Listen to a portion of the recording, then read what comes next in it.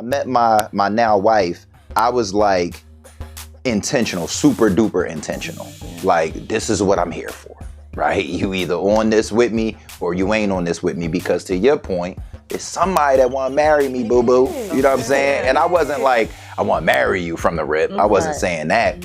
But that's one of the things she said from the rip. She was like, I'm going to be somebody's wife. Right. Okay. Like, So you already love knew. that for her. yeah, that was one of her things. Yeah. You know what I'm saying? When she dumped her box out, it was oh shit, this is a wedding right here. Okay. She trying to have a wedding? Okay, let me see if that's what I want to do. You know what I mean? And you see, I love And that. that's like metaphorically speaking, that's what people got to do. Yeah. And I always tell people, my young boys, I get them this advice, man. Women especially, and I'm sure y'all attest to this, they can deal with your truths way more And you're lying. than they can deal with your lies. Yeah.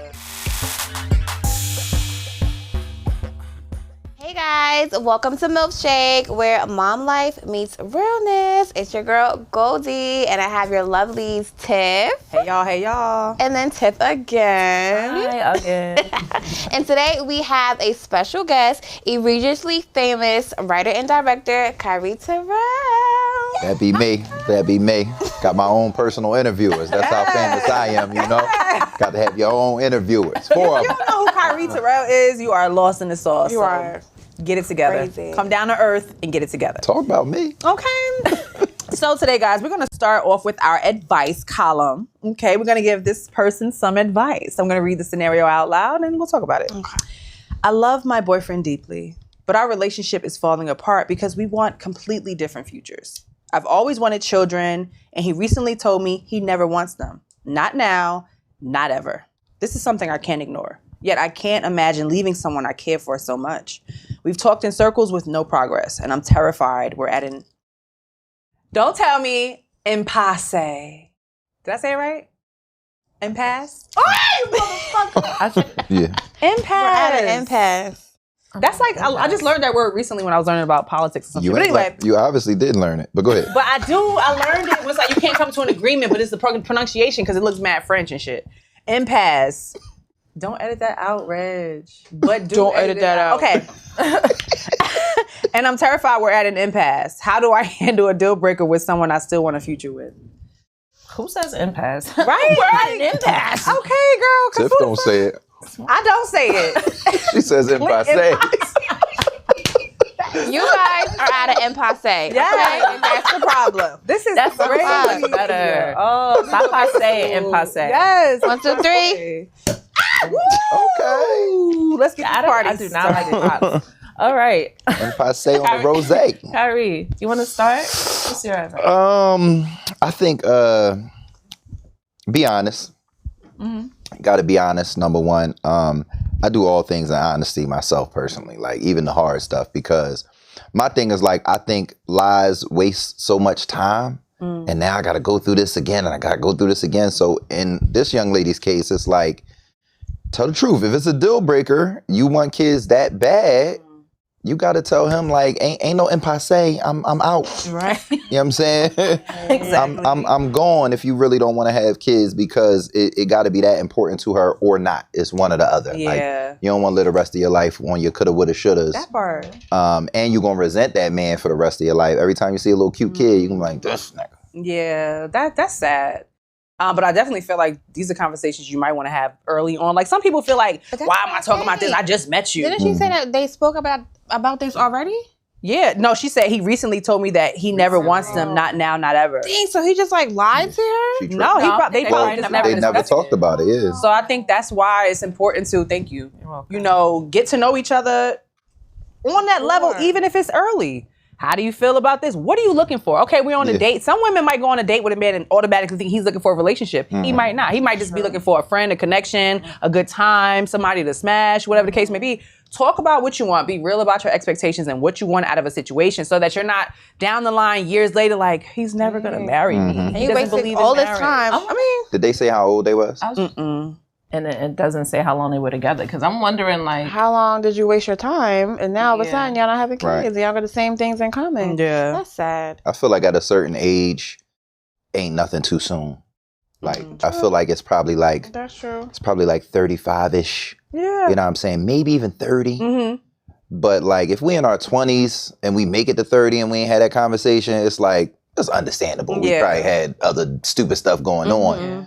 But if we 35 and like, I feel like I like you, oh, we talking about everything. Yeah. We getting it all out the way. That's what I feel like. For her to be so distraught over it, it's like, you gotta really, my advice would be, have the conversation. If that's really what you want, then you gotta find somebody who wants the same exact thing that you want. Like, life is too short. You're gonna be 45 years old, no kids, sad, miserable, okay? Because you want a kid, and he didn't, and he can find somebody who don't want kids. Y'all both could be happy, you know? So I say live life for you. And depending how old she is, her eggs might be at an impasse right now. Yeah. Impossible to get pregnant. Yeah. But man, that's sad.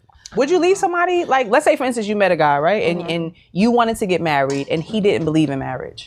Would you stay in that situation, or would you, like, you would leave him? I would leave. If I want to get married, it's all these people on this earth. Somebody wants to marry me. Somebody has the same vision, like, okay, I want to get married, so do I. Yeah. No, I'm leaving. I'm leaving. Okay, Life is we have to want the same thing as when it comes to like marriage and children. Like, and so being just happy. poke holes in a condom. Trap him. Like, What's wrong with you? like thinking so hard about something that's so simple. Yes. I don't approve this message I'm just saying. at all. You're not trap him, but like it's all communication and honesty, like you said. But what if he's so strict? Because men still be wanting to shoot up the club, but then don't want to deal with the consequences that come on. A woman cannot get herself pregnant by herself. That's why I'm like, when people always talk about, oh, she trapped him, or why would you have a baby if you know he didn't want to? Why did you come in the cat? Why did you release in there? 1, 2, 3, release him. Why did you do that? And knowing that she can conceive, you don't care if she has to put herself through a termination? That's a lot on the body. That's selfish. I feel like some women, for the women who do trap the men as far as like poking holes in the condom or going into the bathroom and doing a handstand. Yeah, nah, that's OD. That's OD, okay? We're not talking to you. Yeah, okay? We're just talking to you got two people. Yeah. Pause. Wait, what women do it? A handstand in the bathroom? Yes. Like, a woman, stories are crazy. Women will tell a man like she's on, IUD or birth control, and he feels okay to come, and she's not. She's lying. She'll go in the bathroom and do a handstand so I can go further into her, and like hit an egg and probably get pregnant. So we're not instantly, talking, and like we're not talking to you. Okay, we're talking to the women who just like have sex, have no like intentions on trapping anybody, and then you end up pregnant, and the man's like, oh, well, no. Out the bathroom 1 month pregnant. That just cheat and have sex with another man and get pregnant and go sleep with him and be like, oh, it was an accident mistake, but I'm already pregnant, so we have a baby. The toxicity. Yikes. That's why I went in and got a snip. We do all the handstands. Back to this topic of marriage and childhood and babies and stuff. But before we do that, let's learn a little bit more about our guest, the egregiously famous Kyree Terrell. You better believe it. You better believe it. Tell us all about you. I'm outside, man. Thank y'all for having me. You know what I'm saying? Beautiful ladies doing y'all milkshake thing. I seen the title. I told Tiff, it's Milfshake? Milfshake. Well, no wonder. That's why you ain't get it. Yeah. We both stupid. Like, what? We both impasse. I seen Tiff doing a pod. I said, yo, I'm trying to come in the yard. She was like, what do you mean? I said, milkshake. Y'all milkshake brought me to, but it's milkshake. So, horrible joke. I make movies, y'all. I make movies, TV, stuff like that. Y'all might know me from Work Bae and Money Lovers are probably my 2 most popular films. Now we got Christmas Bae that's doing numbers on Tubi right now, starring Hitman Holla and Sierra Angelia. That one's doing some big numbers. So I got a lot of movies streaming on a lot of different platforms, and that's what I do, man. Y'all, I'm sure y'all seen me in some skits with my girl Tiff. Yeah. You know what I'm saying? We had a few things go viral. Couple $1 million hit ups. I don't know about the $1 million hit ups. I mean million views. Don't start spreading no rumors. Okay. I'm sorry. People already getting the game messed up. Million views. Yeah. $1 million ain't happened yet, but it's coming. Soon come. Soon come. And you guys may have also seen me in a few of Kyree's movies. Yes. Work Bae 2. Work Bae 2. Kyree was the first filmmaker to like official filmmaker to hit me up and give me a role, a paying role at that. You know what I'm talking about? Yeah, so I really do appreciate that. And that has, just bloomed our friendship. Again, we've worked together on content and everything. I had a cameo in Rent a Bae. Yeah. Why does that sound like, who is that? her name is not coming to me. Tyler Perry and who was that black actress and all his freaking Taraji? Thank you. Taraji thanked him for being the first man and director to pay her what she's worth for a film. And like, you know, like you're a great actress, this is what you're gonna get. She was like lowballing everyone before. So that's not the same thing to me. Like finally, you know, I heard she got this might be we need to fact check this. What? How much did she get paid for Straw? I heard she got $1 million off that. I don't know if I'm starting rumors or not. Because you always do. She probably That's a good rumor if so. Yeah. That he take care of people like that. Hey, Tyler. I believe in that, man. I had always wanted to work with you before I known you because I just thought you was hilarious. And I knew it wasn't going to be for free. And I'm not one of them people that's going to be like, yo, if you just do this, I got this coming and that. It's like, no, people be putting in they work and they time and they effort. And I know a lot of people in the industry. Like I have conversations with them and I'm like, yo, what it costs? You know what I mean? And I would never disrespect somebody just because like we was on the same film or whatever project years and years ago. Right. But people be having that mentality. Like somebody hit me in my DM the other day and was like, yeah, I used to hire you when you first was doing this. Like, all right, brother. Like today's price. You know what I'm saying? Like, but I respected your talent, and I just was like, one day I gotta work with her, and I thought that role was perfect, and I was glad you jumped in and played Jessica for us. Yeah. Thank you. Jessica was fun. Was fun. That's all. Oh my God. She be back. She was paid $150,000 for Benjamin Button, and reportedly Tyler Perry pays his actors upwards of $8 million. Damn. No, that's not what it said. It says Tyler Perry has been reported to pay his actors, but not Google versus Googler. It says with co-stars in films like Mia Culpa earning up to $8 million plus production. But it does say Straw was filmed in 4 days, which will influence the payment structure. So she probably didn't get that much because it was such a short period of time, like versus to getting $175,000 per every Empire episode. Damn, she made $175 per episode. And now what I Googled was paid her $500,000. Wow, that's why you can't go on the internet and try to look up stuff because they're gonna get something different. That's just being in the business. 500,000 sounds right. It sounds right for 4 days of shooting on Straw for somebody at her stature. Yeah. Made up. $8 million is like that's like your probably Angela Bassett number on like a 911 or something like that for like a season. But no, that says Mia Culpa. Mia Culpa earned $8 million. Okay. Yeah, that's the whole project. I'm like, I think so. She got $500,000. Yeah. Okay, so maybe it was $500,000, but that's still nice. Yeah. But I know that they have established such a nice relationship, and I want to learn more about her experience on set with Color Purple, because there was a lot of stuff speculated about that too, where maybe everybody wasn't getting what they deserved, or trailers to food. I heard something like 50 on that. I heard something like she got 50 on that. What? That's what I heard. Again, I don't know if it's rumors, but that's what I heard. Wow. But you got to think about it too from a standpoint of like, it's always two sides to that, right? And so I'll speak to that from like, and I'm not somebody that done no $8 million movies, but I've done movies for a little teeny bit of money. Yeah, it's coming. Okay. A little teeny bit of money and a nice budget, right? But what you got to really understand is like, it's okay for someone to negotiate with you if they're being transparent. Because even in Hollywood, the budget is the budget. You know what I'm saying? So it's not like everybody can't come to the table for a certain project with what they're worth, right? But if you want to do this particular movie and I have that relationship, I'm gonna have that conversation with you. Right. You know what I'm saying? Like I might have paid you whatever I paid you on Work Bay 2, but we might have another project come in and I might say, look, it's the same amount of time, same amount of commitment, but it's a third of the budget. Would you take this for this movie? You know what I'm saying? And that's either a yes or a no. Right. It's not so you don't know what the conversations may or may not have been on one movie and then on another movie. Right. And when you look at a number like 500,000 for a movie that grossed $8 million, that's crazy. Yeah. Like people don't, even white folks don't be getting that unless it's like they brand like probably a George Clooney or something, the face of Ocean's 11 or something like that, or Brad Pitt. Yeah. But that's, type stuff. What's that? Do the math real quick. 1, 2, 3, that's what, 10%? Is that 10% of the movie? That's passe. We don't know. That's damn near 10% of the movie. Nigga said do math. What? It's calculate it out. That's not. It's like 12. We don't even know phone numbers. It's 20. It's like 12% of the movie earnings. Yeah. That's crazy. That's smart. That's true. That's a big number. So speaking. No. Hello. No. Go ahead. Good. Hey, let's just do this the rest of the show then. The Bae thing. Tell us about the Bae. The Baetrix. Bae, work Bae, rent a Bae, Christmas Bae. Yeah. So I'm building a 10-picture franchise called The Baetrix, right? So every movie in that franchise will have Bae somewhere in the title, like Rent a Bae, So Christmas far Bae. we have Christmas Bae, Work Bae. Is Work Bae 1 and 2? Yes, Work Bae 1, Work Bae 2, Okay. Rent a Bae, Christmas Bae. Okay. We have Bae is coming. What? Which is Rent a Bae 2. That sounds fire. So if you saw Rent a Bae, I'm gonna give a spoiler. If you didn't see Rent a Bae, spoiler alert. But one of the premises inside Rent a Bae is that, well, these 3 young ladies, they build this app where they can rent men to do whatever. Sexual favor.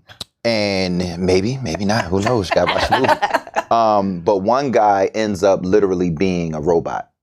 And they figure this out during their journey, and their company ends up being bought by this engineering company that was going to do what they were doing with the app, but for these robots. So they like, well, they already did the technology, let's buy them. Wow. And then at the end of Rent a Bae, there's a teaser at the end that shows like this company deploying these robots. So now women can like order a robot man, and he comes. Bae. So that's Rent a Bae 2 that'll be coming. And then Church Bae, Vacation, and Ghost Bae.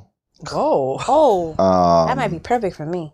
Ghost Bae is such a dope premise, but I ain't gonna waste your time on y'all pod with what I'm gonna do with that. But don't spoil it. Yeah, I won't spoil it. But one thing to note, I have all my movies LLC'd, so I'm not worried about anybody trying to steal my concepts. My concepts is already out there and already written up on a legal document.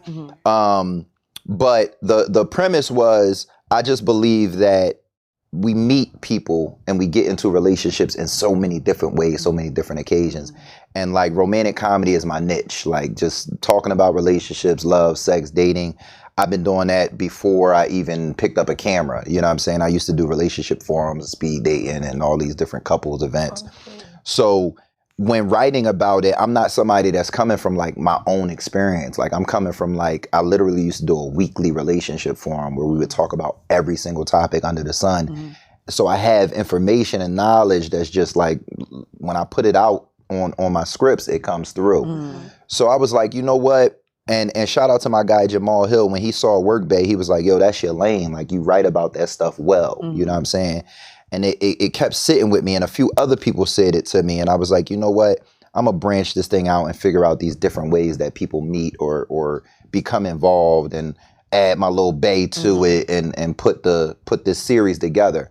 So when you watch the movies, the characters, they come back, right? So when Tiff was Jessica on Work Bae 2, her same Jessica character is in Rent a Bae with the guy she mentions in Work Bae 2. Okay. So we're kind of like tagging their story, right? And once we get this bread up to do Vacation, her will be boyfriend turning into fiance in that movie.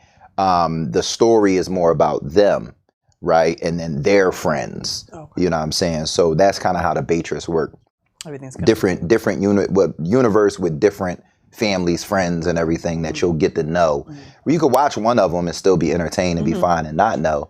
But if you dive into some of the other ones, you'll get backstory or front story or whatever. So just a question, with you just mentioning that you have, which is lovely to have the previous actors and actresses coming into the new projects. Do you just use the same actors all the time, or do you have like a platform for people to audition for new projects? I always do castings, but I do use a lot of the same actors again and again, mainly, and that's mainly budgetary. You know what I'm saying? Like Christmas Bae was my biggest budget, and it's my most accomplished cast. Like you watch that and you'll see a bunch of people you've seen from somewhere. But that ballooned the budget so crazy, you know what I'm saying? Where we probably could have got that movie done for half. And that's no shot. I mean, you got to pay for better talent, and better talent leads you to bigger budgets and the whole nine. But in Philly and Jersey, in Tiff's case, it's just tough to get people to commit to 4 days, 6 days, 8 days, whatever you might need them to do on set. So I definitely lean on some of my same my same actors. You know what I'm saying? Well, when I feel like when casting people for like project stuff, being like more into the acting field that I've been like maybe last year or at the beginning of the year, it's very important, I noticed, to have people that you can depend on. Oh yeah. Just like working with somebody one time and seeing like, you know, for Tiff, for example, like the durability, the talent, the communication, like a dedication to this is what you want to do. You bring that person back, and that just makes everything for everybody so much better. Yeah. Like, you know? And you hit it on the head. The people who are really interested in doing it and they gonna really like show up and show out and they understand set. It's hard to find those people. Like versus having something out really quickly. Having something out, you have an idea, you want to get it done, you're just grabbing people, whoever's available. That can bring your idea and project down. Oh, it does. You know? It so 100% like, I does. get you getting like wanting to put people in something to give them a opportunity and stuff, but I feel like the direction, the delivery, the wanting to be the overall value is diminished to be as if you don't important have as your views and project and everything. Okay. What were you? Hello? Yeah, I had an idea for the Bae universe thing is dope. Like, your character's name is Jessica, right? In his project. Yeah, you could do a movie called Killer Bae where she gets fed up and she just starts murdering dudes. Ooh, Killer Bae. I like Killer that. Bae. That could be, because I'll kill a nigga. I would do that. And you could put me in Bae Passe. Look, Bae Passe. Bae Bae Passe. Passe coming too. Impasse Bae. Crazy. Y'all are fucking dumb. Oh man. So tell us more about Tubi. You know, is that where you mostly put your movies? Yeah, so I've been blessed to have placements on 4, possibly 5. We're trying to get the news about another placement for Christmas Bae soon. But I've been on Peacock, Prime, Tubi, and Fawsome is a newer platform. It's kind of like Tubi but a little white. But they got a lot of movies that, like, popular movies that you've seen, and a lot of independent stuff as well. So I've been blessed to be placed on a bunch of different platforms. The thing about streaming right now is like the Tubi market is so oversaturated now. Like over the pandemic, I think what happened is, one, Fox has always owned Tubi. Okay. Like that's one thing that people don't understand. They just started like over the last 2-3 years, like leaning into it's owned by Tubi, but it was a Fox company for a long time. So during the pandemic, a lot of creators made a lot of money on Tubi, right? Like 50,000, 100,000, 150,000, like so I hear. But y'all know what that breeds. That breeds like, well, how you do that? What you do? Well, shit, John got a camera. Well, let's just, you know what I'm saying? And now that's why you see up and down your timeline, Tubi got to be stopped. Tubi did this. Tubi did that, which I hate when people say, because Tubi's a platform like Netflix is a platform, or Hulu or anything else. So if you see some BS on a platform, it's that creator's BS. Now you can definitely, and what I encourage people to do is contact Tubi, email Tubi, or do y'all reviews in a way that's like, we want better quality. Right. We want better. Stop accepting the BS. You know what I'm saying? Because it opened a floodgate so crazy. The thing about our field and when you do movies is they never gonna put 25 hours in a day, right? So on a streaming platform, y'all know how it go. We've all sat there and keep scrolling. So the streaming platform's goal is to fill it up to where you can't get to the end, right? So Tubi just accepts so much. Every week there's so much new stuff on Tubi, which is good and bad, because this should be good and bad, but it's a little teeny bit of good, and like a lot of the stuff on there is just bad. But the problem is the bad stuff gets the same dollar that the good stuff gets, right? So now without you adding a 25th hour to the day is one pie, right? And during that pandemic, that one pie might have had 100 hands in it. Now it got 10,000 hands in it, right? So even if you do well and you the good content, it's tough to see that 50,000, 100,000, 150,000 on Tubi. So people, like a lot of my people like that don't really understand that. Well, why don't you just put it on YouTube? Why don't you do this? Why don't you do that? I talk to, they're called aggregators all the time because I put out so much stuff. So they contact me sometimes. Sometimes I might just be in a room and they like, yo, you did this. My man got this company, da, da, da. I've learned, and it was my goal when I got in, I was like, all right, I'm not going to give all my stuff to one person because I don't know what y'all doing with the money. And to this day, I still don't know what they doing with the money.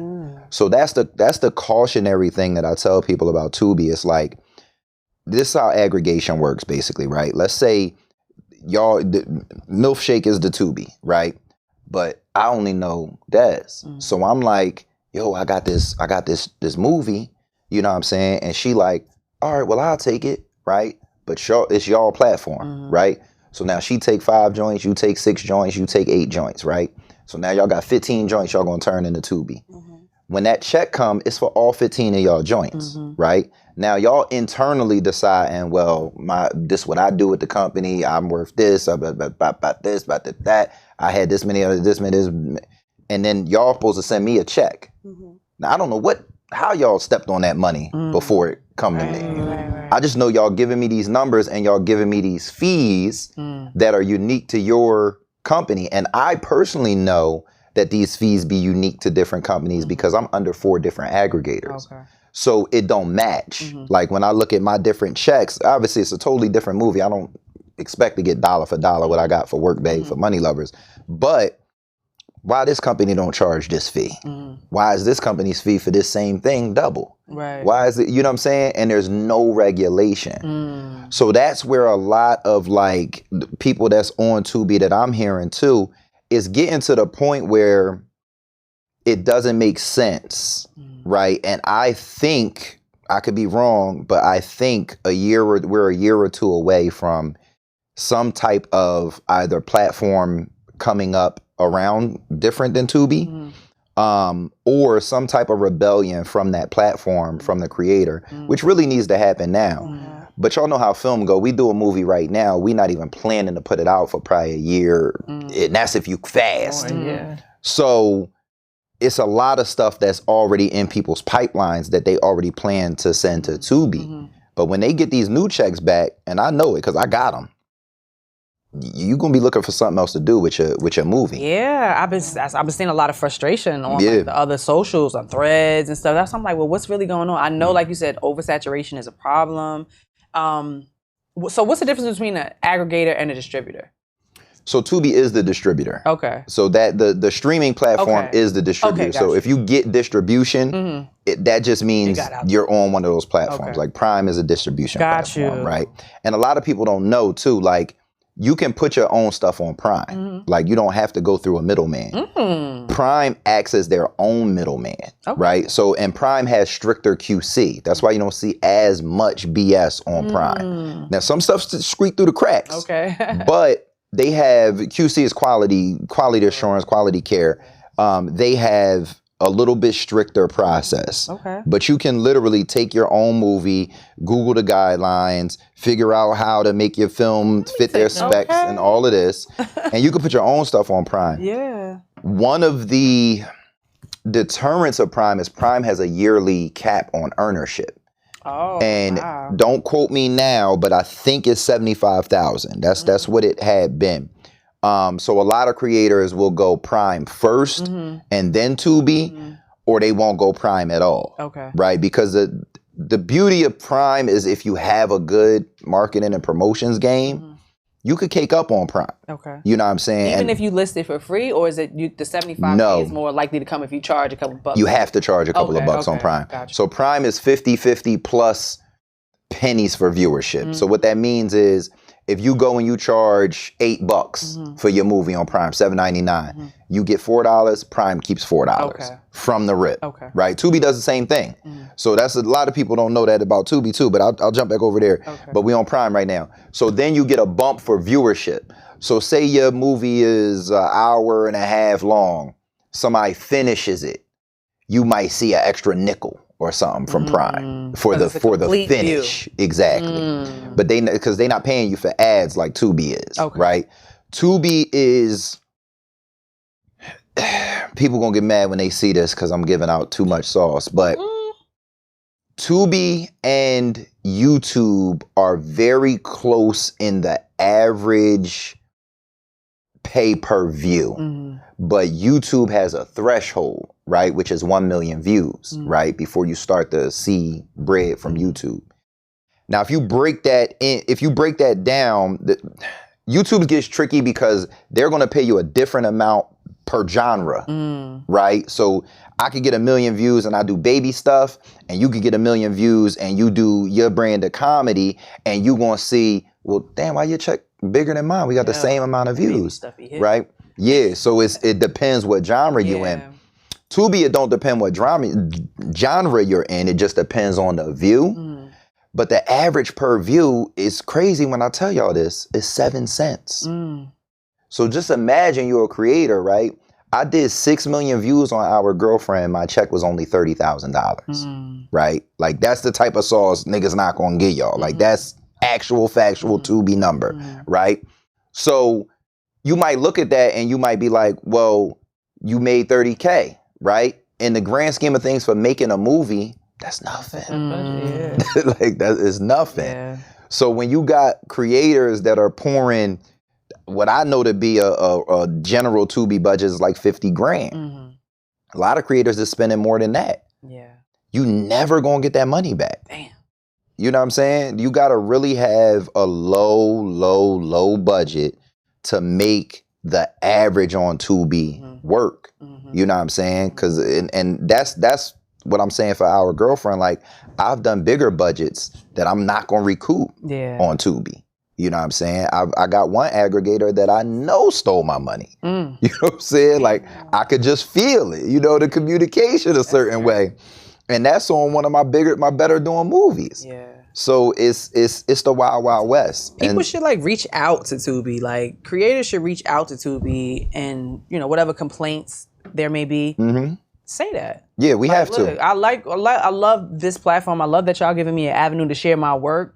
But what can we do about the quality? Because now you making it, Tubi movies be like a you comedy. making this a running like, joke. We can't take you seriously Like, as a Right. No, I mean, No, because like you said, yeah. I watched a movie the other day.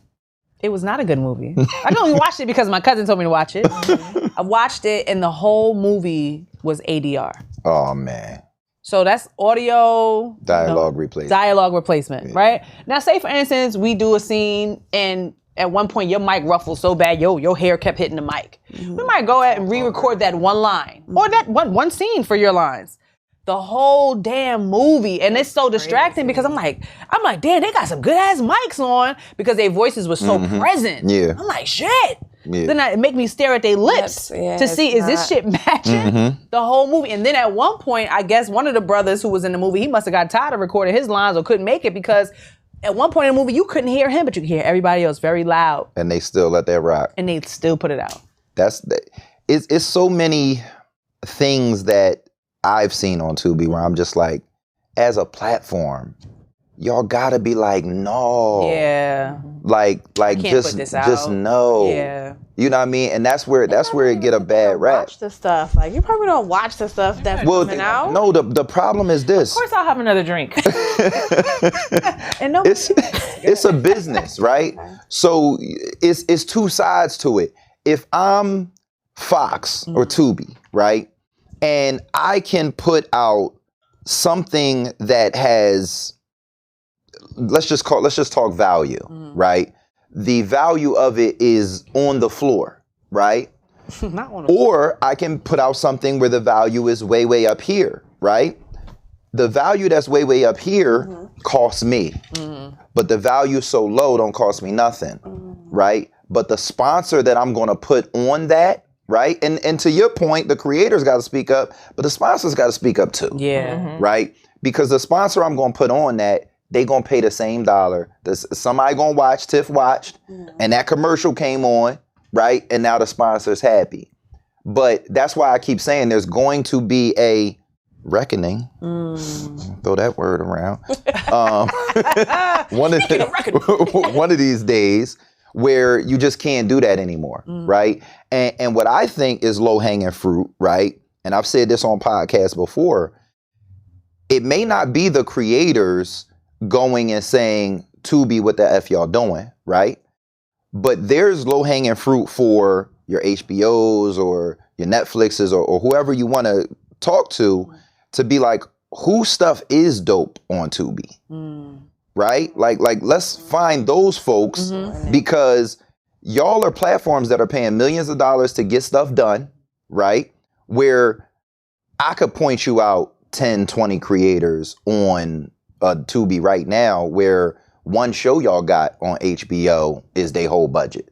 Collectively. You know what I'm saying? Like, all my movies cost less than that's a fact. what y'all did, right? Pull these people in. Let's get the people who deserve it onto the bigger, more reputable, more reliable content. Exactly. If there's an executive anywhere out there that it's your job to bring good content in, there's great creators on Tubi. I'm one of them. Hey, how you doing? Bring me on that. Bring me on that. But no, not just myself. There's great creators on there that are getting the work done. Same work that y'all budget is through the roof. That people jumping off the roof about the budgets. They getting it done down here. Them people deserve a look. I agree. So why wouldn't you put your stuff on, like, if since Tubi don't own it, why wouldn't you put it everywhere? I know you mentioned Prime, Foursome, Peacock, but why wouldn't you put it everywhere? So when aggregators contact me, I was about to go there too. When aggregators contact me, if I pull Tubi out of the deal, right? Because this is what they'll do. And I don't care about speaking on none of this because I'm independent. I do my own thing. I'm going to do my own thing. Some people might be tight-lipped on this, but I feel like I'm a creator's creator, and I want all the creators to know the real. When an aggregator pursues me, they'll send me this list of all of these platforms that they can get my stuff on. I'm talking about it might be like 28 different platforms. 19 of them I never heard of, right? And they'll be like, yeah, we can get your stuff on all of this, all of this, all of this. And I'd be like, bet, let's do it. But I'm keeping Tubi. They be like, no. But you sent me 28 joints. I just want the one. Right. Just let me keep the one. I'm put it on 28 joints with you. And what I've learned is like, Peacock, for example. I had Workday 2 on Peacock for probably like a year. In that year, if I took my Peacock earnings and I was like, come on, y'all, we going out. Everybody get some. Y'all gonna have to dig in y'all pockets when that bill comes. And I'm not talking about we had a 5-star restaurant. Not Applebee's. I'm talking about Applebee's. That's 2 for $20. I'm talking about 2 for $20. Off my Peacock check for a year's worth of streaming. I wouldn't have been able to feed all of y'all. So why? Is it because you didn't reach people, or is it that's just how long the platform pays? So what people don't understand is Tubi has huge market share of viewership. And again, it goes back to that point that I mentioned. It ain't no 25th hour, y'all. We everybody at the same time to watch all this content, right? And content is a different thing in that I could produce 4 orange juices and y'all all could buy an orange juice, right? But it don't take you an hour to drink it, right? You drink yours in 5 minutes, you want another one? There you go, baby girl. A movie, it take me 90 minutes, 2 hours, whatever it is. So by the time it go from 100 movies to 10,000 movies, somebody just don't eat. You know what I'm saying? So when it go market share, Tubi is the fastest growing streaming network. And that's because of us. That's because of black folks. Yes. Right? It's the fastest growing. Netflix holds its retainer. It retains the viewership the most, and they're the biggest, right? But with Tubi's growth, it makes it basically it creates a barrier to entry, or I should say, it knocks down a barrier to entry that there was before, right? Before, you had to go win a film festival, had to meet the right people, you had to do all of these things before your movie would get to platform. So the pacing was on their time, right? The pacing was whatever the platform wanted to do. We want to release 100 joints this year, we want to release 50, whatever we want to do, that's what we want to do. Tubi probably got a backlog of 10,000 joints that's waiting to get on. You know what I'm saying? So with that, you have all of this higher quality stuff. Apple TV got high quality. I could go on. That's not being watched. Yeah. Because it's just not enough time. The people is the people. You ain't gonna create new people. You ain't gonna create new time. So now the barrier comes down. You know what I'm saying? So that's to that point. Tubi paid, although they paying the least, right? I won't say the least. Although they paying a little bit, it's still the most out of all of those other streamers. And this is coming from somebody who's had their stuff on stuff and been offered the other stuff. I've seen the numbers. You know what I mean? So that's why the creator keeps coming back to Tubi, because even though I say, look, I made 30,000 on this one joint, right? If I'd have put it anywhere else, I wouldn't have made that. Okay. Well, with that being said, y'all make sure y'all tune in and check out Kyree Terrell's movies on Tubi, Prime, Peacock. Just go search, just type his name in and all It'll of the pop titles up. will pop up. Do you guys have anybody in Time Out? Time out. So Time Out is where we put people who have behaved badly.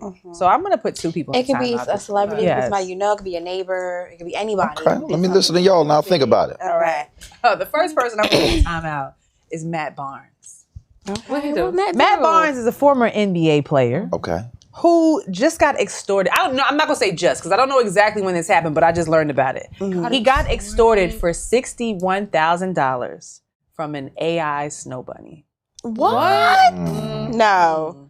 So what had happened was the fake woman created some really deep, believable content that would have exposed him cheating on his then fiance. Her name was Sims, I think was her last name. Sims or Sims, something like that.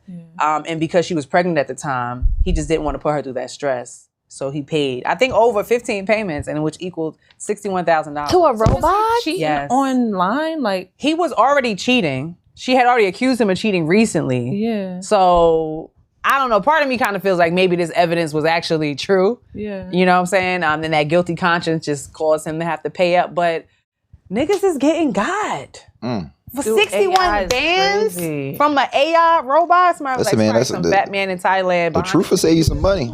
Yes. Truth will save you That some money. part. The truth. I'm a truth teller over here. You see what I'm saying? Especially when you are like a celebrity or in the limelight. You know what I'm saying? Like, so many people are just waiting on their moment to expose you. You know what I'm saying? We're in the age of exposure. So be careful. But I'm just mad the robot got the money. Yes. No, there's probably somebody controlling the robot that got the money. It ain't the robot got the money. It's somebody behind that computer. Yeah, or somebody who has like, some real he's evidence of him texting or sending voice notes or snap pictures. It's like, look, I got this evidence right here. I don't want to be the face of it. Let's work out a deal. You give me this much, you keep that much. How do people be so comfortable in their celebrity?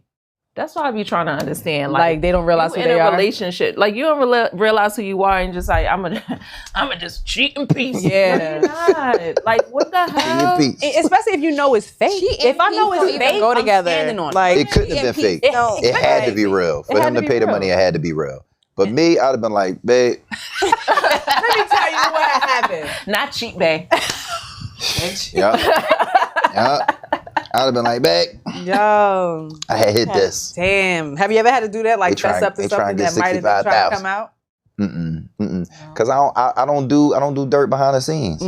Like I said, my thing is like, who y'all got in Time Out, man? That's somebody in Time Out. The second person I got in Time Out is a man by the name of Reginald. Okay. Reginald is a podcast producer.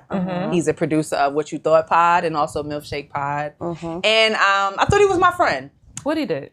He did not watch my short film. Oh, what a Borrowed Yeah. Time. He did the one I'm in? Yeah, the one you in. The one you in. Did not watch that shit. And his bald-headed ass is in it. His fucking Ain't that bald-headed this nigga right here? Yes. We need a camera on Reginald right now. He's on Time Out.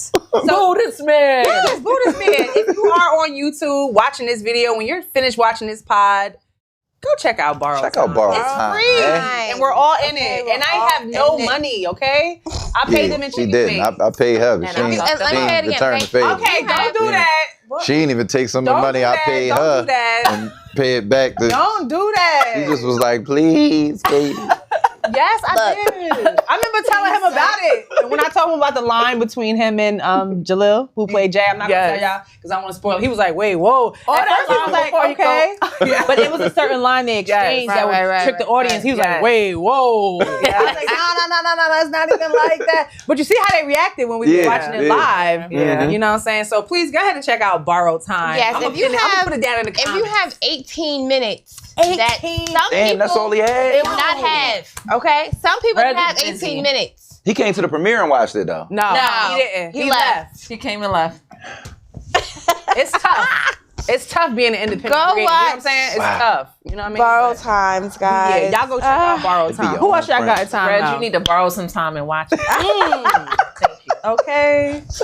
Okay, in timeout, I actually have Mr. 145. Ooh, okay, not the Jersey creator. What he do? Separately, Mr. 145 is in timeout because I just feel like 1 minute he like being real positive and talking to the youth and like uplifting people and going out and like just like telling kids it's possible to do whatever you want to do, and then you're on social media bashing women. I just be like, can't bash the women. You gotta pick a side. Now, secondly, what to go say? Pooh Shiesty. Right? You in timeout too. Okay? Because a girl walked up to him to get a picture and apparently some conversation was had and she didn't know who Lil Durk was. And then I guess Pooh Shiesty got upset. And was like, he called her a stupid asshole. It was like, but before they took the picture, he was like, come on, take a pic before you get punched in your face. Like, for real. And then I was like, why would you talk to a woman like that? And then that video only came up because Mr. 145 posted it. And then I'm thinking 145 gonna be like, man, it's not like, uncommon for women to know every single. No, 145 goes straight into get the fuck out of here, bitch. Like she really like I'm just a girl. Who's like that's crazy to me. Not to like be like it's okay. Not to know who is, but Pooh Shiesty and Mr. 145, you are both in timeout. They belong there. Man. They belong there. Let me see. You got anybody? I don't have a specific person, but it's like a fake beef that's going on online. So y'all know how like Monica and Brandy are on tour, and people are saying, so Beyonce came because Kelly is opening it. I love Beyonce came. Yes, I love them both. So when Beyonce comes to the concert, she doesn't greet Brandy. You only see her in pictures with Monica. So they're saying there's this fake beef that Beyonce does not like Brandy because a long, long time ago, allegedly, Brandy was telling Kelly, like, why are you always letting people put Beyonce over you? Like, when it comes to music and all that, how this is like when Beyonce first went solo or something like that. So I feel like if that's true, why I gotta speak to you?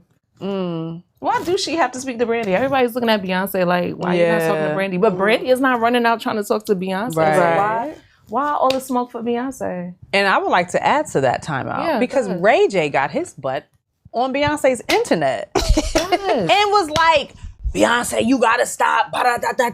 Who asked you to speak? I know Brandy didn't even ask him to do that. Oh yeah, Brandy seemed like she be frustrated. I don't even see her frustration, but she seemed like she be frustrated with the things her brother does. He definitely like, bro, I don't need you to speak for me. I'm a grown ass woman. I speak to who I want to speak to, and who don't speak to me. This is my show. I get the respect of it is my show. Yeah, you know what I'm saying. I don't know what goes on in these people's lives, but don't get on the internet saying, do this for my sister, speak to my sister, y'all act like, nah, don't do that.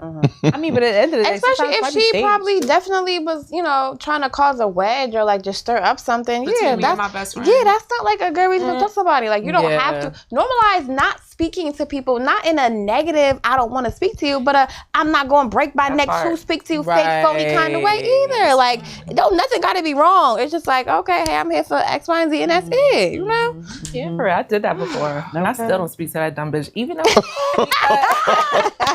something about Brandy. Like, not Brandy. I love Brandy. No, because there was a situation where one of my friends, I can't even go into the details, but basically the little friend that wasn't her friend, they made up afterwards, but I still ain't like the bitch, and I still ain't talk to her, and I still will never talk to her.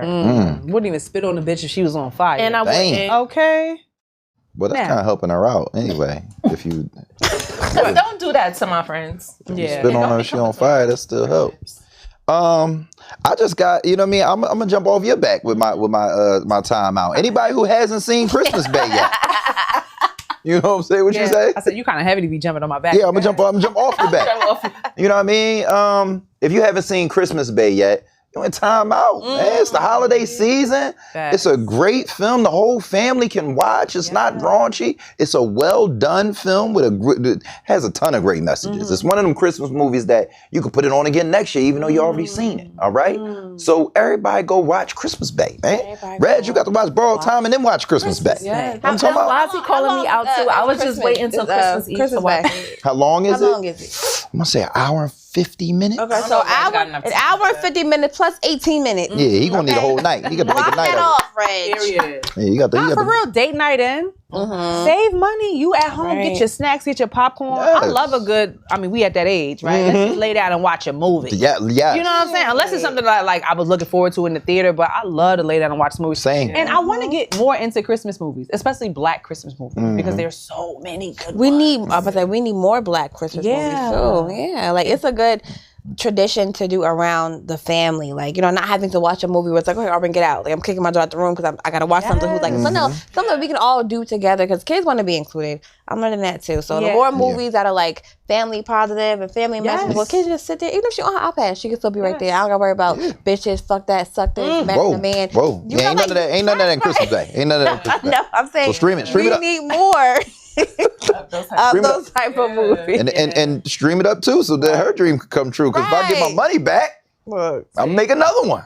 Speaking of short films and Christmases and families and stuff, she has a short film. See, we don't do a good job at like talking about ourselves. Yeah, talk your short film shit. And it was crazy because I'm very forgetful. Okay, I'm very forgetful. You on time out for forgetting your own stuff. But no, I'm very forgetful in the sense of I had an idea about this short film. Right, it came briefly, haha. Okay, and I forgot. Right, but then I remembered it again, and I was like, wow. For me to remember something like twice, I was like, I have to do it. So I have a short film starring my daughter, my 7-year-old daughter, Auburn, on YouTube. And when Tiff was asking about, you know, different, which again was so great of you to even invite other collaborators and directors to have a place on your film night, I was like, dang, why didn't I think of my little 8 minute Reginald short film on YouTube with my baby. So yeah, I think it was like really good for me to get into that, you know, the thought process of angles and how I was calling Tiff like, how do I do this? How do I flick that scene? How do I do this? So it was like really nice. It has a twist to it. You know, I'm not gonna spoil it. It's like it's going in one direction and bam, it goes somewhere else. It's called Parentless. Parentless on YouTube. Yeah. I love that for you. I love that. Thank you.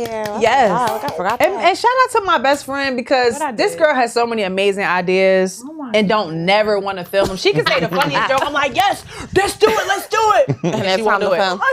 She just, we have a video we posted the other day. It was just about the measures you're willing to go to not go out, to not hang out anymore. And it did really well. Like a lot of people liked it. They enjoyed it. It resonated with a lot of people. So I'm challenging you and I will keep challenging you to keep creating. Because yes, you are a great actor. And she's a man, honestly. Wow. Yes, you are a great actor. Because they took away actress, right? They took away actress. Did they? People don't really. They went under one umbrella. It's just like, are you an actor? But I feel like that sounds mad masculine. It does. It's triggering a little bit for me. And you know what? I don't want to jump off, but I got something to say about that. Okay, hold that thought. I'm gonna hold my thought because she giving you flowers. I'm gonna fuck your flowers up. Right. Yeah. Yes. But you know, She throw them in the garbage as soon as you give it to her. Jesus. You gotta put some water on the flowers. Like, no. But no, just keep creating. I mean, I feel like, and to add on to that, I feel like it's a lot of pressure too. Because some people only act. But it's another pressure now when you create, right? When I first seen Tiff, I saw you doing Staircase Stacy. And I was like, here's another woman who is so pretty, but not afraid to, like, I'm pretty, what else? Like, I'm pretty, what else? Like, you know, like, you're not just pretty. You're pretty, you're really funny. You look freaking crazy. Can I stay for that? But no, that's the first time I followed you, and then it was like ever evolving since then. Because you has flowers too, because my sister's in Christ. My sister's in Christ, but in acting as well. And creativity. Because they both inspiring me, both of you guys. Oh, thank you. Stop it. Only giving us compliments because we give it. This show has range. Hi, sir. But go ahead. What were you about to say? I'm just fascinated by the range of this show. It's just 2 sentences ago was bumping coochies, and then Sisters in Christ. It's like right there. It's like wow, okay. Multifaceted. No, I was gonna say when you talked about actor, actress, I think a lot of times Black folks, and that's not a actor, that's just above and beyond. But black folks cut their noses to spite their face, man, because you know why I'm mad? Why are you mad? Aunt Jemima and Uncle Ben should still be on them damn products. Right. Yes. Right. Right? Right. Because see, to Pooh Shiesty point, little girl ain't know who Dirk was. Now you would think, everybody know who Dirk is. Hence the video. But what if I'm 7 or 12, 15 maybe? I think Uncle Ben owned this rice. Yes. And he don't. I think if Aunt Jemima could get a syrup company, then damn it, I probably can get some sort of product. That's a fact. That's right? A fact. But now we all, they were slaves. They black. They black. I don't care how they got there. They is black, put their face back. Because I'm going to tell you like this. That civil unrest was going on, right? And whoever really owned the Pearl Milling and all them, the Joseph Pearl and Andy Milling great-grandsons, they nigga ran in the office. Okay. Joe, you're never going to believe this. They want us to take our fucking face off the box. They want us to. Damn. We've been trying to do this for years. Nah, they should have kept that up on it. Goddamn civil unrest. They want us to take it off. Yeah. You're lying. I'll show you the emails. I gotta look up the behind the scenes of Uncle Ben's. So Uncle Ben was a slave?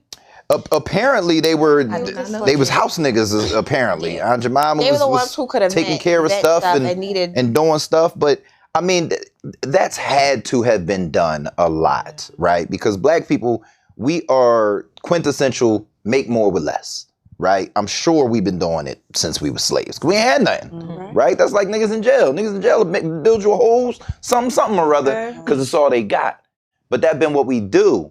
So I'm like, ain't that kind of like a reward that your face is on the box? And that was a problem. Some recognition? That was a problem. They don't want black people to be recognized for nothing that they do or invent on their own. But what I'm saying is this is us saying, take her off the box. Oh, no. That's how it happened, is what I'm saying. Because you know what, I think another thing too is like you might have these black faces on the boxes, but that black face or that black face's family is not benefiting. I don't know though. Maybe. Right. That's it's soulful. This that's the from point. back in the day. This been in business from the days of slavery. But Uncle Ben grandchildren ain't getting shit off that box. Right. Aunt Jemima grandchildren ain't getting shit off that box. And what I'm saying is, at some point we have to learn to be beyond that for the greater good, right? The greater good of it is, yes, there's probably a family out there that's owed millions and millions of dollars. But this is in millions and millions of households telling millions and millions of black people that it's possible. Yeah. Right? Because we don't know the story. Yeah. We don't know who Lil Durk is. Right? But this box is on my table. Like, I've seen his face for so long. Yeah. It don't even look right without Aunt Jemima. Yeah. It don't feel the same. You know what I'm saying? Pearl Milling Company. Yeah. We know that's white. Woman who would come up here join us for the pod. Her name is Queen Ella. And she was telling us a story about how, was it grits or some type of recipe or product? Remember she was telling us a story about this? I forgot that I think it was her great grandmother who started it, and then like the brand, and she was named after her. So the brand of Queen Ella, whatever that product was, went and took off and went crazy. But I think also, I mean, obviously back in the days of slavery, we weren't in that mindset, but you know, ownership, copyright type shit. Yeah. People can't just take your face and plaster it on a box with no say so. You know, was Aunt Jemima a real person, or was that like just a character that was created for the brand? I believe they were real people. Don't get me to line and people fact checking and all that, but I believe, because I saw a lot of stuff on it over during the period of civil unrest when all of that stuff was happening, statues coming down and all the stuff. And I just remember seeing that, and I just was like, and it's like with what Trump is doing now, like taking stuff out of, you know, different organizations, and I just saw something about him taking Martin Luther King or somebody's name out. Parks, when Martin Luther King and Juneteenth comes around, you get to go in free. But he's taking that away, and he's placing it with like Flag Day and something else. It's just so fucking dumb. For what? For what? And that's to my point. I feel like taking Uncle Ben and Aunt Jemima off the rice, it falls in that same category. You know what I'm saying? Like, it's like at some point the history becomes like so old that we have to think about what does it benefit now. Like some of those statues coming down where it was like, no, that nigga was a racist. Like, he had slaves, he hung people, he did the whole nine. Yeah, get rid of those statues. You know what I mean? But on the reverse of it, for black people to come out and be like, well, no, they family not getting paid, or they was a slave, or they did this. It's like, no, like, what does it stand for now, today? You know what I'm saying? Really quickly, because I am very forgetful. The talking about, you know, the money being in place of and people not getting paid for certain stuff. In Time Out, again, I got a lot of people. Remember Janina Jenkins? The young lady who got missing, but she was like in a hotel. Oh, the one who was a baby on the highway. Her mom. No, not baby on the highway. It was a little girl who went, like a teenager who went to a hotel party, and then the videos just show her coming out of the room, and then like the whole internet was like trying to in the freezer. Yes. Her. Okay. So her mom is back on Facebook, right? And she had this whole passage of, you know, they didn't give her daughter's belongings, and nobody's like into the case anymore. And I was like reading the passage, like, oh my gosh, you know, no, baby, the comments dragged her because she took the money. They paid her money, her to shut up, and she was quiet. But now we're like, okay, maybe you ran out of money and you're back on the internet. No, you took money over justice for your baby. And I'm just like, in these scenarios, we have to just keep the faces just to keep that whole what it stands for versus getting paid and like being like, shut up, like it's okay, we're gonna take it down. You got your money, it's over. You know? Yeah, yo, I mean, but shit, from the beginning of times, money has made motherfuckers allow some fucked up shit. Right. 100%. About these big celebrities and some celebrity that was dealing with minors. A lot of times those parents was getting a little hush hush. Right. Little Sarah gonna spend the night with me tonight. We're gonna work on some music. Take this $15,000 and shut the fuck up. Now, just circling back, the Aunt Jemima character was a fictional advertising figure, but she was portrayed by several real black women, starting with Nancy Green. It was inspired by a minstrel show from the 1875 called Old Aunt Jemima. The character is based on the mammy archetype. A racist stereotype of a devoted and submissive enslaved woman who was happy to serve her white family. The character's backstory, which included a fictional history as a loyal cook on a southern plantation, was created by advertisers to evoke a sense of southern nostalgia. So she wasn't real. Okay. But it doesn't mean that Uncle Ben wasn't real. I just want the black lady face on. Yeah, no. Absolutely, right? If you in a wheelchair, you want to watch shows and movies with people in wheelchairs. If you gay, you want to watch shows and movies with people that's gay, right? So then there comes that agenda where people are like, oh, this is being pushed. This is being forced on us. Now, I ain't got to see y'all do the do. But gay people exist in real life. So sometimes people just want that sense of, I see me in this. Inclusive. You know what I'm saying? Yeah, a child with a disability or a blind person, whatever the case may be. Oh my God, but the blind person cannot see themselves in the show, but they can touch the screen and feel that they're on there. Right. So people just want... Touch the screen. Yeah, inclusion. We got screen braille. They got braille screen TV. Are you crazy? I see the POV. No, they don't. The fact that he's really over here thinking about it, like, hold on, wait a minute, touch the a braille motion picture. That's fire though. Make it. Did you ever see the video when the dude be reading the braille horror story? And he gets to the funny part. He make a lot of that shit is hilarious. I love dark humor. That's hilarious. You gotta be able to laugh at your pain. Oh yeah, for sure. Yes. For sure. If it's funny, oh my gosh. It goes. Yeah. It was a TikTok and the girl was like, hey guys, my mom's dead, so just pretend to be my mom for a second, okay? And like it's 4 people in the screen. And the 5th guy laid down and was like, yeah, they acting like dead bodies. Yeah, that was a trend at one point. But it was funny because like she laughed at it. She thought it was funny. It's dark, it's funny. Stop being so fucking sensitive. And bring back the days of Dave Chappelle. Sometimes I'll be having these ideas in my head and I'm like, and we talked about a few, like, I ain't gonna do it. People gonna be mad. Our humor is so dark. They be gonna be mad, but I don't give a fuck. I'm about to just start doing this shit because what I got to lose? What's gonna happen? As long as you like funny, like I think you'll get more people understanding that it's humor and riding with you than. Because you're going to get, even when it's not dark humor, you're going to get a couple people that's like, nut ass bitch, you got this, that, you know what I mean? Yeah. But if it's, that's my thing. Like, if it's funny, I'm with it. Yeah. I'm writing it, I'm watching it. If it's funny, I believe in like, just equality and everybody is allowed to do their thing. You know what I'm saying? Keep the slave hymn while I'm talking. This might go. This might go. we need a fucking. Why you started? Yes. We might have just, you know what I'm saying? Might have had a slave hymn song or something. I just could not help myself. Okay. She was singing it in the slave hymn though. It was all deep. It was Wade in the water, but Whitney Houston. Whitney Houston. Is that really Wave? Yes. Oh, why am I saying it like for that? kindergarten? No, you were singing it kind of like like one of those commercials for the kids. Whitney, can you donate to one of the kids? And she was from Jersey. She's Jersey in the building. Newark, bang bang. I think Newark and East Orange, like a combination. She was born like on the city line, so it's like on outside on the street. When she was born, one side was Newark and one side was East Orange. So it's like it's been. You opened your legs on purpose when she. Yeah, because I was getting her like right on the cusp of Newark and East Orange. No, I don't know, but somewhere around there. Mm-hmm. So anyway, back to the topic of the woman in the beginning needing the advice about having kids, right? So let's talk about marriage. Okay. What does marriage mean today? Do y'all feel like that's all we ever talk about? Do y'all feel like marriage is still important in the Black community? Important. Or not even just in the Black community in general. Period. I think it's important to people. Some people don't want to get married. Some people do want to get married. People get divorced faster, but I feel like it's because they have the option. Before that wasn't huge. You weren't like looking. People weren't looking sideways at you like, oh my God, you're divorced. Like nobody you knew. have options. Yeah. It's so many fucking options. I think the problem.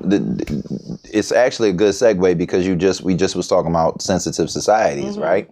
And how people look at different things. I'm old school in everything, right? So like I believe that shame you talking about, oh my God, you divorced. We need that shame, right? Niggas play sports and one person win, but everybody get a trophy. Them little niggas don't get a trophy. They need to try harder next year. I believe in that. You know what I'm saying? In society. That's you know so what I'm saying? Mean. I don't think it's mean, man. I think it does people a disservice, right? Because if you get married, to go back to the topic, you're supposed to stand on that business, right? So it's things that people don't do that cause them to get divorced before they go into marriage, right? There's so many, we talked about it earlier with this topic, like y'all ain't talk about y'all ain't want kids or when somebody ain't want kids. It's so much therapy. And we smart and stupid at the same time as a human race, right? Me every day. We go to school for all these years to go become this thing, right? But then we just get married in a day and we just think it's going to work out because we forget that there's a honeymoon phase and all these different types of things. Everybody always talk about like, oh, being married is hard work and you got to do this and you got to do that. That's because y'all ain't do the work first before you said I do. You ain't do the pre-work. So what's some pre-work people can do to make their marriages stronger? And it's one, the number one thing is being intentional, right? I'll actually say the number one thing is being honest, and then number two is being intentional, right? That honesty is with yourself, right? And you have to get to a point of, I want to be married, right? You have to get to that point. But when you get to the point of, I want to be married, I want to be someone's husband or someone's wife, whatever it might be, then you have to get to the pre-work of, how do I get there, right? You can't just, and I think a lot of women are, I want this wedding. I want to be in a dress. That part. I want my man. Right. And they'll sacrifice that pre-work if they meet someone that they feel like outside looking in will represent that, oh, look at me, my dress, my da-da-da-da, right?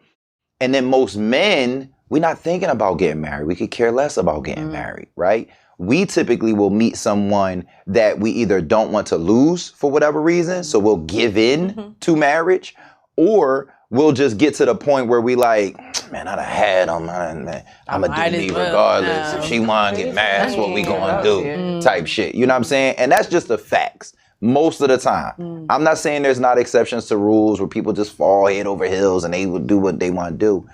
But you have to have all of the conversations. Like I call it, when I first met my wife, I dumped my box out, right? I said, yo, this schizophrenic, this me, this me. There's something stuck in there. This is me. Go ahead, go through that. Let me know if you want to be here. You know what I'm saying? Y'all had dated for a while, or when y'all started considering marriage? No, from rip. Okay. Not the first date. From rip. Y'all can ask her from rip. Because I'm saying to y'all what I went through. I was actor, model. I was always had women. And that was my thing when I was young. I wasn't applying myself to my craft or what I could do well. I was like, where they at? We going to the mall. Where we going? You know what I'm saying? And that's what I base life around. How many women I could get. And that was just a whole nother story. I never had no positive male role models in my life to tell me, young boy, you talented. You need to be focusing on this and this and that. Till I was damn near 30.